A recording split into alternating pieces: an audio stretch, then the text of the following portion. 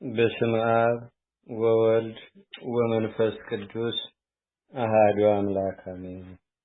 አንድ አምላክ በሚሆን በአብ በወልድ በመንፈስ ቅዱስ ስም አምነን በዕለተ ቀዳሚት የሚነበብ የሚጸለይ የአባታችን የአቡነ እስትንፋሰ ክርስቶስን ገድል ማንበብ እንጀምራለን። ጸሎቱና በረከቱ በአገራችን በኢትዮጵያ በሕዝበ ክርስቲያኑ ሁሉ ላይ ለዘላለሙ ጸንቶ ይኑር አሜን። የአባታችን የአቡነ እስትንፋሰ ክርስቶስን የገድሉን ጣዕም ትሰሙ ዘንድ የመጣችሁ የቤተ ክርስቲያን ልጆች የሆናችሁ ወንዶችና ሴቶች በሙሉ ፈጽማችሁ በእዝነ ልቦናችሁ ስሙ አድምጡ። ንጉሡንም ፍርሃትና ድንጋጤ ፈጽሞ ያዘው። አባቶች አስቀድሞ መጀመሪያ እኛን ከገደልክ በኋላ ተአምራት ሲደረግ ታያለህ ብለው የነገሩትን ቃል አስቧልና ከዚያን በኋላ ተወግዞ የተለየውን መናፍቅ ትገለዋለህ፣ ከሱም ተአምራትን አታይም። ንጉሥ ሆይ ተአምራትን ባየህ ጊዜ በቀናች ሃይማኖት እመን አሉት። ንጉሡም ይህንን አስቦ ያንን መናፍቅ ያመጡት ዘንድ አምጡ ብሎ አዘዘ። እርሱም እየፈራና እየተንቀጠቀጠ መጣ። ንጉሡም አንተ መናፍቅ አመፀኛ ሰው፣ ብዙ ደጋጎች ሰዎችን አስገደልከኝ፣ ሃይማኖትህ የረከሰች የከረፋች ናት በማለት ይገሉትም ዘንድ ለወታደሮቹ አሳልፎ ሰጥቶ ወታደሮቹም ከከተማ አደባባይ አውጥተው ገለውት በክፉ አሟሟት ሞተ። ሬሳውንም የክፉ ውሾች ቦጫጭቀውት በሉት። ንጉሡም ይህን ሁሉ ካደረገ በኋላ አደነቀ። በገዳም ያሉ መነኮሳትም ይህን አይተው ሸሹ። ከዚህ በኋላ የከበረ የጾንሶ ለሀገር አባታችን ምህረተ ክርስቶስ ተነስቶ በንጉሡ ፊት ቆሞ ፈጣሪ መድኃኒቴ የምስክርነቴ ጽናት የሕያው የእግዚአብሔር አብ ልጅ ሥጋን የተዋሃደው የእመቤታችን የቅድስት ድንግል ማርያም ልጅ ጌታዬና አምላኬ መድኃኒቴ ኢየሱስ ክርስቶስ ነው ብሎ መሰከረ። ንጉሡም ይህን በሰማ ጊዜ ተቆጥቶ ሰያፊውን ሁለት ልደት በማለት ይህ በሃይማኖቱ የጸናውን መነኩሴ ራሱን ቆርጠህ ጣለው አለው። ሰያፊውም ታዞ ሰይፉን ካፎቱ ሲያወጣ ያም ሰይፍ በእሳት ፊት እንዳለ ሰም ቀለጠ። ሌላውንም ሰይፍ ካፎቱ አውጥቶ አመጣና አባ ምህረተ ክርስቶስን በሰይፉ መታው። ነገር ግን አልጎዳውም። ከአንገቱም ደምና ወተት ፈሰሰ። ከመታበት ጊዜ ጀምሮም ሰይፉም እንደ ድንጋይ ሆነ። ያን ጊዜም ከዚያ ያሉት ይህን አይተው አደነቁና በእርሱ ሃይማኖት አመኑ። ያን ጊዜ አምነው በሰይፍ ተቆርጠው በመንግሥተ ሰማያት አክሊልንም ተቀዳጁ።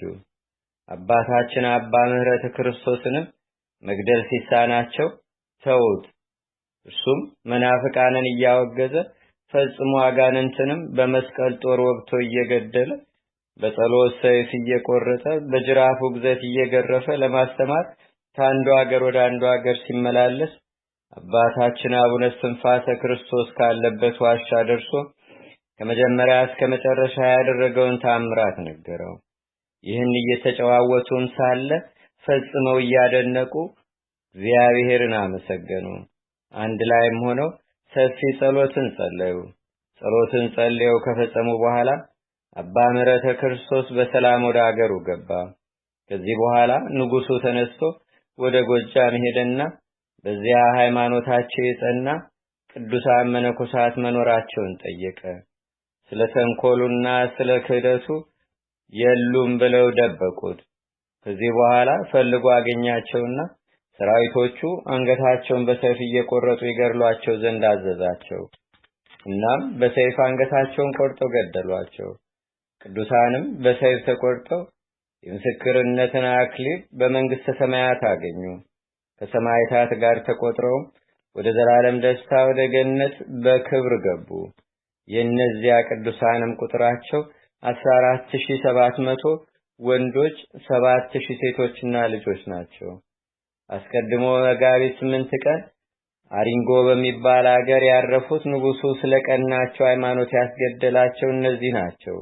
የካህናትም ቁጥራቸው 70፣ የዲያቆናት ቁጥራቸው 150፣ የሕዝበ ክርስቲያን ቁጥራቸው 8499፣ በአንዲት ቀን ያረፉ እነዚህ ናቸው። እነዚህም ግንባር ቀደም መሪዎቻቸው አብርሃም፣ ዮሐንስ፣ ጽጌ ድንግል፣ ጽጌ ሥላሴ፣ ጽጌ አሜን፣ ተክለ ሐዋርያት፣ እንድርያስ፣ ፊልጶስ፣ አካለ ክርስቶስ ዘኢየሱስ ናቸው። የእነዚህ ቅዱሳን ሰማዕታት ተመርጠው ድንቅ ተአምራትን ያደረጉ ጸሎታቸውና በረከታቸው በሁላችንም ላይ ለዘላለሙ ይድር አሜን። ከዚህ በኋላ ሊቀ ጳጳሱ አቡነ ማርቆስ ኅዳር 9 ቀን ሃይማኖታቸው የጸና ምዕመናንንና ከተሰደዱበትና ከተሸሹበትም ሀገር ሰበሰባቸው። መምህራንንም የተረፉትን ሰብስቦ ሃይማኖታቸው የቀና 318 ሊቃውንት አስቀድሞ በኒቂያ ተሰብስበው ጉባኤን እንዳደረጉ አባ ማርቆስም ጉባኤ አደረገ። 318ቱም ሊቃውንት 7ቱ መጻሕፍትን እንዳደረሱ ከሞትና ከሰይፍ የተረፉ መጻሕፍትን የሚያውቁ መምህራንም ከኢትዮጵያ ጳጳስ ከአቡነ ማርቆስ ጋር ሥራ አሰሩ። መንፈሳዊ ድንጋጌንም ደነገጉ። ከመናፍቃን ጋር የተገናኙ ምዕመናን በደረቅ እንጀራና በውሃ 40 ቀን ይጾሙ ብለውም ቀኖናን አደረጉ። ቀርቦ ከነርሱ ጋር ምግብ የተመገበ ሰው ቢኖርም 2 ዓመት ይጾም። በጸሎት ጊዜ ከነርሱ ጋር በአንድነት ቆሞ የጸለየ ቢኖር 1 ዓመት በንስሐ ይጾም። ካህን ቢሆን ግን በሃይማኖታቸው ያመነ ሆኖ ወደ ንስሐ ቢመለስ ያለ ዘመኑን በሙሉ እስኪሞት ይጾም። 12 ዓመት በንስሐ ይጾም። ወደ ቤተ ክርስቲያን ገብቶ ስጋ ወደሙን አይንካ፣ አሰዳቢ ነውና። ልብሱ ማቅ ቆዳ፣ ምግቡም ደረቅ እንጀራ፣ መጠጡም ቀዝቃዛ ውሃ ይህን ብለው ይህን ሥርዓት ሰሩ። ወደ መናፍቃንም አትሄዱ፣ ከእነርሱም ጋር አትነጋገሩ፣ አትብሉ፣ አትጠጡም፣ ወደ እነርሱም አትቅረቡ፣ ወደ እናንተም አታቅርቧቸው ብለው ሕዝቡን አስተማሯቸው። ይህን ብለው የእስክንድርያ ሀገር ሊቀ ጳጳሳት አባ ሲኖዳና አባ ማርቆስ አወገዙ። እርሱም አባ ሲኖዳ ስለ ሃይማኖት የተገደሉ የሞታቸው መልእክት ወደ እርሱ በደረሰ ጊዜ ደስ ብሎት ስማቸውን በመጽሐፍ ጽፎ ወልደ አብ ወልደ ማርያም በተዋህዶ ከበረ፣ 2 ልደት በማለት በሃይማኖትህ ጽና፣ ሃይማኖታቸውን የካዱ ሁሉ አውግዘህ ለያቸው አሉ። ካህናት ቢሆኑ እንዳያስሩ እንዳይፈቱ ከሹመታቸው ሻራቸው። ጳጳሱ ይህን ብሎ መናፍቃንን ሁሉ አወገዘ። በዚህ ዘመን በአባ ማርቆስ ጉባኤ የተሰበሰቡ 251 ኤጲስቆጶሳት፣ ቆሞሳት፣ ቀሳውስት፣ ዲያቆናትና መነኮሳት ምዕመናንም ሁሉ በጴጥሮስና በጳውሎስ በ12 ሐዋርያትና አርዮስን ለማውገዝ በኒቂያ በተሰበሰቡ ሃይማኖታቸው በቀና በ318ቱ ሊቃውንት ስልጣን በቁስጥንጥንያ በተሰበሰቡ በ150ና በኤፌሶን በተሰበሰቡ በ200 ሊቃውንት በማይፈታ በእኛም ስልጣን የታሰራችሁ ነው ብለው አገዟቸው። ያን ጊዜ ሃይማኖትን የካዱ ሰይፍን በመፍራት ዝም አሉ። እስከዛሬ የመናፍቃን አተላ ቅራሪ አልፈሰሰም። ልበ አምላክ ዳዊት ቅራሪውም አይፈስም እንዳለ አልነጠበም። ይህ ሁሉ የሆነው በአቡነ እስትንፋሰ ክርስቶስ ዘመን ነው። በዚያን ዘመን አባታችን እስትንፋሰ ክርስቶስ ከገዳም ወጥቶ ከ7ቱ ደቀ መዛሙርቱ ጋር ወደ ሌላ ሀገር በምዕራብ በኩል ሄዶ እየጾመ እየጸለየ ተቀመጠ። በዚያም በጸሎቱ ከድንጋይ ላይ ጠበልን አመነጨ። የአንድ መነኩሴ ጠበል እየተባለች እስከዛሬ ትጠራለች። እርሷ የብዙዎች ሕሙማን መድኃኒት ሆነች። በዚያን ጊዜ በቦታው ላይ 40 ቀንና 40 ሌሊት ከባድ ሱባኤ አድርጎ የማይነገር የሰው ጆሮ ለመስማትም የሰው ዓይንም ለማየትም የማይችል ታላቅ ምስጢርን ተነገረው። ከዚያ በኋላ ያንን ምስጢር አባታችን አቡነ እስትንፋሰ ክርስቶስ በእጁ ጽፎ በማኅተም አትሞ ምስጢር ያለበትን ደብዳቤ ንጉሥ ሆይ ይህ ያመንክበት የክህደት እምነት አይጠቅምህም። ይህ መናፍቅ የቅዱሳን አባቶች ደማቸውን ታፈሰው ትገድላቸውም ዘንድ አታለለ። የአባቶችህን ሃይማኖት አትተው፣ ተመለስ። አልመለስም በማለት እምቢ ብትል በሥጋ ትሞታለህ፣ በነፍስህ ሞት በተባለ በክፉ ዲያብሎስ ትሰቃያለህ። ከሄድክ ወደ ገዳም ሄደህ በአራት ሱባኤ የበቃውን መነኩሴ ተማጸን። ጥልቅ ወደሚሆን ባህር ውስጥም ገብቶ ላንተ ጸልዮ የነፍስን መድኃኒት ይነግርሃል። እርሱም ከነፍስ ሞት ያድንሃል። ከዛሬ ወዲህ ነጋሪት መተህ በየሀገሩ አዋጅ ነጋሪ ልከህ ተሰዳችሁ የሄዳችሁ በሰላም ወደ ሀገራችሁ ገብታችሁ በቀደመች በአባቶቻችሁ ሃይማኖት በኦርቶዶክስ ተዋሕዶ ጽኑ በላቸው። ገንዘብህን ሁሉ መጽውት፣ የወርቅና የብር የተለያዩ የሐርና የልብስ አይነት አይጠቅምህም። እናም ለዘላለሙ የማታልፍ መንግስተ ሰማያትን ትፈልግ ዘንድ የምድርን መንግስት ትተህ መንነህ ሂድ አለው። ይህንንም በማለት ይህን ጽፎ በማኅተም አትሞ ስሙ ሳሙኤል ለሚባለው መነኩሴ ደቀ መዝሙሩ አድርስ ብሎ ሰጠው። ሳሙኤልም የመልእክት ደብዳቤውን ይዞ ከንጉሱ ዘንድ ደረሰ።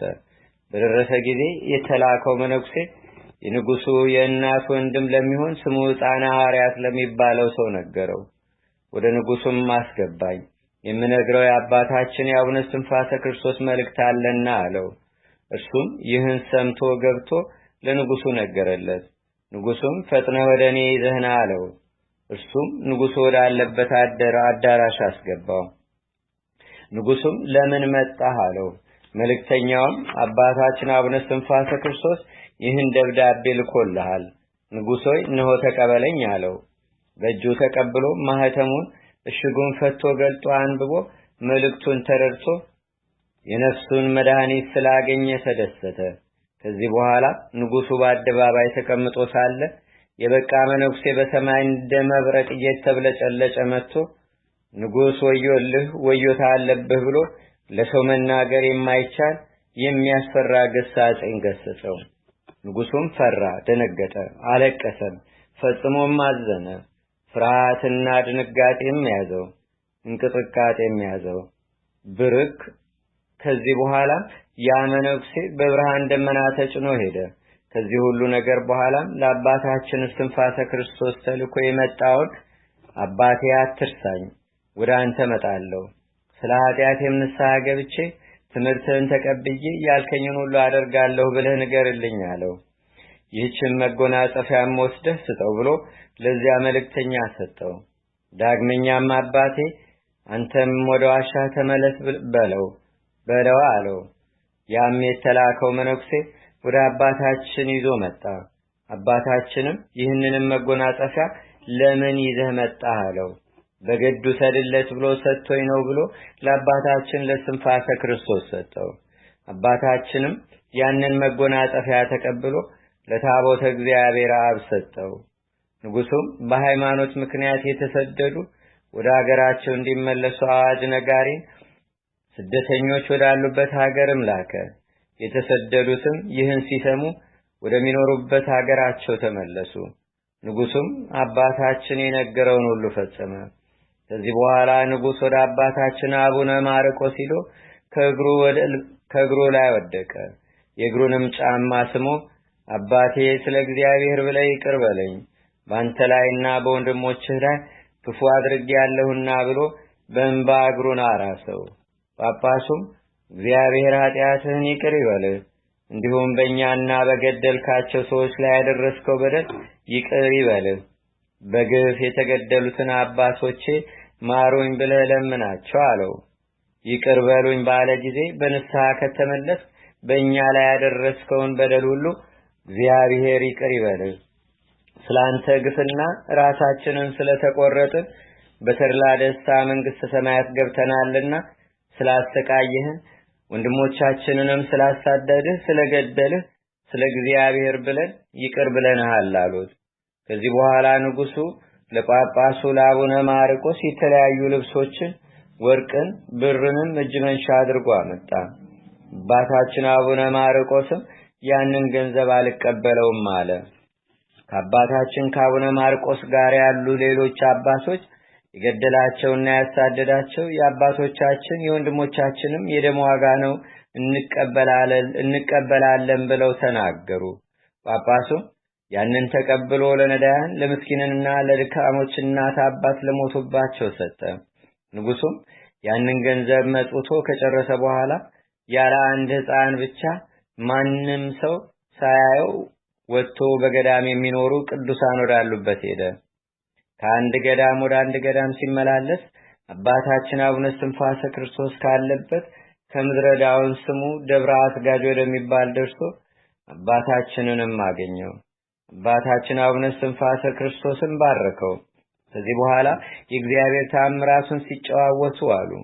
አባታችንም ንጉሱን ስለ ሃይማኖት ነገር ልንገርህ፣ ለነፍስና ለስጋ የሚጠቅም ሃይማኖት ለጌታችን ለአምላካችንና ለመድኃኒታችን ለኢየሱስ ክርስቶስ ሁለት ልደት እንዳለው ማመን ነው። የመጀመሪያው ከእመቤታችን ከቅድስት ድንግል ማርያም ተወለደ በል። ንጉሥ ሆይ ሁለት ልደት ብለህ እመን። ንጉሥ ሆይ የያዝከው ሃይማኖት አይጠቅምህም። እሱም እሺ አባቴ እመለሳለሁ፣ ሁለት ልደትም እላለሁ ብሎ ንስሐ ገባ። ታላቅ ቀኖናንም ተሰጠውና ፈጸመ። አባታችን አስቀድሞ የነገረውን መነኩሴ የት እንዳለ አካባቢውን ነገረው። ንጉሱም ያንን መነኩሴ ከእግዚአብሔር እንዲያስታርቀው ፍለጋ ኢትዮጵያን ገዳማትንና አድባራትን ዞረ። በአንድ ዓመት ዞሮ ያንን መነኩሴ የነፍሴን መድኃኒት ትነግረኝ ዘንድ በእግዚአብሔር አማጸንኩ አለው። ያም መነኩሴ በአራተኛው ሱባኤ ለንጉሱ ወደ መንግስት ተመለስ፣ ሂድ፣ ለተሞት ደርሷል፣ ሃይማኖትህ የ318 ሊቃውንት ሃይማኖት ይሁን ብሎ ነገረው። ከዚህ በኋላ ተመልሶ ወደ ቤቱ ሄዶ አረፈ። አስቀድመን ወደ ተናገርነው ወደ ቀደመው ነገር እንመለስ። አባታችን አቡነ እስትንፋሰ ክርስቶስ ከተሰወረበት ቦታ ወደ ገዳሙ ተመለሰ። ሰማዕታት ካረፉ በኋላ በአንድ ዓመት ተመለሰ። ሰማዕታት አርፈው በሁለተኛው ዓመት ከዚህ ዓለም የሚያርፍበት ጊዜም ሲደርስ እግዚአብሔር መልአክ ወደ እርሱ መጥቶ የሚያርፍበትን የዕረፍቱን ሰዓቱን፣ ቀኑን፣ ዕለቱን፣ ዓመቱን፣ ወሩንም ነገረው። መልአኩ ነግሮት ወደ ተላከበት ወደ ላከው እግዚአብሔርም ተመለሰ። እመቤታችን እግዝእትነ ማርያም ከመሞቱ አስቀድሞ 40 ዕለት ሲቀረው ተገልጻለት ወዳጄ የልጄ ወዳጅ እስትንፋሰ ክርስቶስ ሆይ ከዚህ መከራ ካለበት ኃላፊ ዓለም በ40 ቀን ወደ እኔ መጥተህ ተድላ ደስታ ካለበት ከኔ ጋር ታርፋለህ፣ በገነትም ትኖራለህ አለችው። ከቅዱሳን ጻድቃን ጋራ በገድል ከጸኑ ከቅዱሳን መነኮሳትም ጋራ ከ99 ነገደ መላእክት ጋራ ደስታን ትጎናጸፋለህ። ይህን ብላ እመቤታችን ቅድስት ድንግል ማርያም ከሱ ተሰወረች። ዕለተ ሞቱን ያወቀ ፈጽሞ ድንቅ የሆነ በተጋድሎ ስውር የሆነ በተጋድሎና በታምራቱ የተሰወረ በእጁም ታምራት የሚያደርጉና የተደነቀ አባታችን በእውነት እንደወልደ እግዚአብሔር ሊቀ ካህናት ነው። መዓዛ ቅድስናውም ያማረ ነው፣ ቅድስናውም የተደነቀ ነው። እርሱን ያዩ ዓይኖች ንዑዳን ክቡራን ናቸው። የእርሱን ቃል የሰሙ ጆሮዎች ንዑዳን ክቡራን ናቸው። ከእሱ ጋር የተነጋገሩ አንደበትና አፍ ንዑዳን ክቡራን ናቸው። ሪያፈው ከሚባል ሽቶ ይልቅ የሚበልጥ መዓዛውን ያሸተቱ ንዑዳን ክቡራን ናቸው።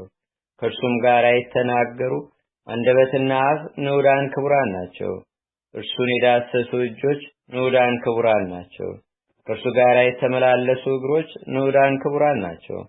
ቅዱሳን በሆኑ እጆቹ ሥጋውን ደሙን የተቀበሉ ንዑዳን ክቡራን ናቸው። የእሱን ገድልና ተአምራት የሚናገሩ ገድሉንና ተአምራቱን ያነበቡ የተናገሩ የተረገሙ የሰሙ ንዑዳን ክቡራን ናቸው። ሥጋውን ደሙን በቤተ ክርስቲያኑ የተቀበሉ ንዑዳን ክቡራን ናቸው። አባታችን እስትንፋሰ ክርስቶስም ጌታችን ሥጋውን ደሙን ይቀበል ዘንድ ወደ እግዚአብሔር አብ ደብር ውጣ፣ ከዚያም ሥጋውን ደሙን ተቀበል አለው። 40 መዓልትና 40 ሌሊት ከተፈጸመ በኋላ አባቶቻችን ቅዱሳን ወዳሉበት ቦታ ብሔረ ሕያዋን ሄደ። ከቅበላ እስከ ፋሲካ ከልደት እስከ ጥምቀት ወደ እነሱ እየሄደ ከነሱ ጋር በዓል ማድረግ ከቀድሞ ልማድ ነውና ያን ጊዜ ጌታችን ወደ እነሱ ወርዶ አስቀድሞ ሥጋውንና ደሙን ለሐዋርያት እንደሰጠ ይህ ኅብስት ሥጋዬ ነው ብሉ፣ ይህን ጽዋ ደሜ ነው ጠጡ እያለ በብሔረ ሕያዋን እሁድ እሁድ በየሳምንቱ በዚያ ያሉትን የተመረጡትን አባቶች ቀድሶ ያቆርባቸዋል። እንደዚሁም ያሉትን የተመረጡትን አባቶች ቀድሶ ያቆርባቸዋል። እንደዚሁም ለአባታችን ለአቡነ እስትንፋሰ ክርስቶስ በቅዱሳን እጆቹ ቅዱስ ሥጋውንና ክቡር ደሙን ሰጠው። ለሕይወትና ለክብር ይሆን ዘንድ እንካ ብላ ህብስቱንም ሰጠው። ይህን ጽዋ የሕይወትና የመድኃኒት መጠጥ ነው፣ እንካ ጠጣ አለው። አባታችን አቡነ እስትንፋሰ ክርስቶስ ለኃጥአን የሚሆነውን የምህረትን አስራት ስጠኝ አለው። ጌታችንም ከእናትህ ማኅፀን የመረጥኩ ወዳጄ ሆይ ከአንተ ጋር ቃል ኪዳን አደርጋለሁ። ካንተ የምደብቀው ነገር የለም፣ እጅግ ወዳጅ ሆነሃልና መወደድህም በእኔ ላይ ጸንቷልና የተጋደልከውም በአንተ ፈቃድ አይደለም፣ በእናትህ ማኅፀን ሳለህ እኔ ስለመረጥኩ ነው እንጂ። ዛሬም ባለ ዘመንህ ስለ ስሜ የታገስከው ድካምህንና መከራህን አስቤ ምዬልሃለሁ አለው። አባታችንም ጌታዬና አምላኬ ፈጣሪ ባለ ዘመኔ ሁሉ የለመንኩን ሁሉ ስታደርግልኝ ነበር፣ ኃጥአንንም ስትምርልኝ ነበር፣ ስለ ስሜም ነፍሳትን ከሲኦል ስታወጣልኝ ነበር። አቤቱ ከእንግዲህ ወዲህ ከሞትኩ በኋላ ስሜ የታወቀ የተገለጠ ይሁን። ትሩፋቴ፣ ሃይማኖቴ፣ ተጋድሎዬ፣ አንተ የሰጠኝ ቃል ኪዳኔ በዓለም ሁሉ የታወቀ ይሁን። ፈጣሪ አንተ ትሩፋቴንና ተጋድሎዬን ካልገለጽከው ተስካሬን መታሰቢያን ማን ያደርጋል? ስሜንስ ማን ይጠራል? አለው። የአባታችን አቡነ እስትንፋሰ ክርስቶስም እንደገና ለጌታችን ሳይጠራጠር አምኖ መታሰቢያን ያደረገ ጥቂትም ያደረገ ቢሆን በብዙም ያደረገ ቢሆን የቻለውን ያህል በስሜ ዝክሬን የዘከረ በስሜ ምጽዋት የሰጠውን ለነዳያን ለምስኪናን ምህረትን ያደረገ ስሜን የጠራውን ሰው ኃጢአቱን ይቅር በለው አለው። ጌታችንም እንደ ቃልህ እንደ ፈቃድህ ይሁንልህ፣ እንደ ፈቃድህ አድርጌልሃለሁ። ዝክርህን የዘከረ መታሰቢያህን ያደረገ ስምህን የጠራ መጽሐፍን የጻፈ ያጻፈ ገድልህን የተረጎመ ያነበበም የመጽሐፍንም ቃል የሰማ በፍጹም ልቦና አምላከ እስትንፋሰ ክርስቶስ ኃጢአቴን ይቅር በለኝ ብሎ የጸለየ እኔ ስሙን በሰማያት ባለው በሕይወት መጽሐፍ እጽፈዋለሁ። ለቤተ ክርስቲያን የሚሆነውን መባ፣ ለመገበሪያ የሚሆን ስንዴ፣ ለመብራት የሚሆን ዘይት፣ ዕጣን፣ ጧፍ የሰጠ በመላ ዘመኑ የሰራውን ኃጢአት ደመስስለታለሁ። ደስታ ያለበትንም ገነት አወርሰዋለሁ። ብዙ ዘመን ባለበት በምስሐ ደብረ ጽዮን በመንግስተ ሰማያት ካንተ ጋር በደስታ አኖረዋለሁ አለው። የተራቆተውንም ያለበሰ፣ የተራበውን ያበላ፣ ያዘነውን ያረጋጋ፣ በአንተ መታሰቢያ ቀን ለአገልግሎት የሚፈለገውን መልካሙን ነገር ያደረገ ባይለ ጸጋ እንደ ባይለ ጸግነቱ ድሃም እንደ ድህነቱ ወይም ብዙ ኃጢአት ያለበት ቢሆን አስቀድሞ የሰራውን ኃጢአት አላስብበትም። የኃጢአቱንና የዕዳውን ደብዳቤ ደመስስለታለሁ። ብዙ ኃጢአት እያለበት ምንም እንዳልበደለ ንጹሕ አደርገዋለሁ አለው።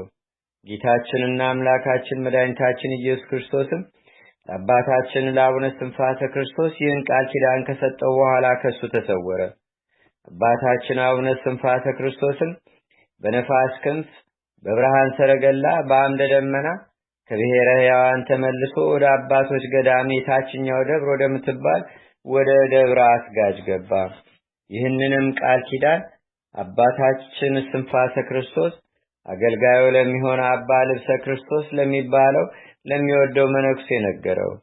ስለ ገድልና ጌታ ያደረገለትንም ነገር በጻድቃንና በቅዱሳን ሀገር ደጋጎች እውነተኞች ባሉበት በብሔረ ሕያዋን በጌታችን እጅ ሥጋ ወደሙን እንደተቀበለ ዝክሩንም ለሚዘክሩ መታሰቢያውንም ለሚያደርጉ ስሙንም ለሚጠሩ ፈጣሪው ቃል ኪዳን እንደሰጠው ሁሉንም እስከ መጨረሻው ነገረው።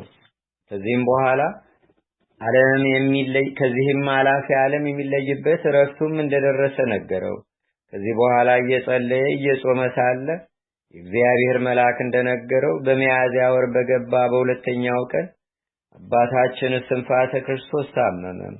የዕረፍቱ ቀን ደርሷልና ጥቂትም ታመመ። ብዙ ባህታውያን ስራውን ስውራን መነኮሳት ቅዱሳን ወደ እርሱ መጡ። ከዚህ ከመከራ ዓለም እንደሚያርፍ አባታችን ነገራቸው። እግዚአብሔር በምሕረት እንደጎበኘው ቃል ኪዳንም እንደሰጠው ነገራቸው። ቅዱሳን ወንድሞቹም ሰምተው አዘኑ። ከእነርሱም ስለመለየቱ አለቀሱ። እርሱ የኢትዮጵያ ባህታውያን ሁሉ አለቃ ነውና። ያን ጊዜ ዕለቱ ቀዳሚት ሰንበት ነበረ። በሕማም ድካም ሳለ ፈጽሞ በጸሎት ወደ እግዚአብሔር መለመንን አልተወም። አስቀድሞ ለፍጥረቱ ሁሉ መለመንን እንዳስለመደ በአንደበቱ 150 መዝሙረ ዳዊት ይደግማል። ቀጥሎ 15ቱን ነቢያት፣ 5ቱን መኃልየ ሰሎሞን፣ የሰባቱን ዕለታት ውዳሴ ማርያም ከአንቀጸ ብርሃን ጋር አደገመ። በመሸ ጊዜ ሰውነቱ በጣም ደከመው፣ መናገርም ተሳነው። እነዚያም ቅዱሳን ለደብረ ድባው አበምኔት ይነግሩት ዘንድ የክቡርና የጻድቅ የአባታችን የዕረፍቱንም አይቶ ምስክር ይሆን ዘንድ ሊነግሩት ሄዱ። ወደ እርሱም በደረሱ ጊዜ የአባታችን የአቡነ እስትንፋሰ ክርስቶስ ዕረፍቱ እንደደረሰ ነገሩት። በሰማ ጊዜ እጅግ አዝኖ የመረረ ልቅሶንም አለቀሰ። ተነስቶ አባታችን ካለበት ሄደ። እዚያ ደርሶ አባታችንን እጅ ነስቶ ለአባቶቻችን የተደረገው ምስጢር ሲጨዋወቱ ቆዩ። ጌታችን እስከ ሞተበት ጊዜ ድረስም በመስቀል ላይ እጁን እንደዘረጋ አባታችን አቡነ እስትንፋሰ ክርስቶስን ታሞ ሳለ እስከሚያርፍበት ጊዜ ድረስ እጁን ዘርግቶ ሳያስታጉል ጸሎቱን ይጸልያል። በእርሱ ላይ ያለ የእግዚአብሔርን ጸጋም አይተው ቅዱሳን አደነቁ። በፊቱም ላይ ያለውን ብርሃን አይተው ደነቃቸው። የራሱም ጸጉር እንደ በረዶ ነጭ ነበር። ዘመኑ ብዙ ነውና አረጋዊ ሆኖ ነበር። በዚያን ጊዜ የ89 ዓመት አረጋዊ ነበር። የአባታችን የአቡነ እስትንፋሰ ክርስቶስ ረድኤትና በረከቱ ቃል ኪዳኑም በአገራችን በኢትዮጵያ በሕዝበ ክርስቲያኑ ሁሉ ላይ ለዘላለሙ አድሮ ይኑር፣ አሜን። አቡነ ዘበሰማያት